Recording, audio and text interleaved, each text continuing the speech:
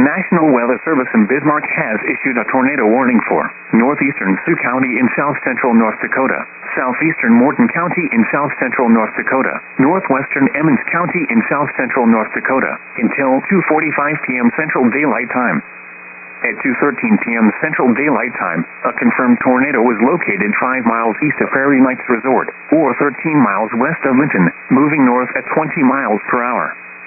Expected hazards included a damaging tornado. A tornado has been confirmed by trained weather spotters. The following impacts are expected. Flying debris will be dangerous to those caught without shelter. Mobile homes will be damaged or destroyed.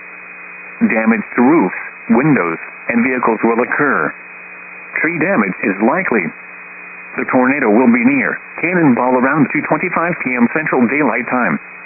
Other locations impacted by this tornadic thunderstorm include Beaver Bay Recreation Area. To repeat, a tornado is on the ground. Take cover now. Move to a basement or an interior room on the lowest floor of a sturdy building. Avoid windows. If you are outdoors, in a mobile home, or in a vehicle, move to the closest substantial shelter and protect yourself from flying debris.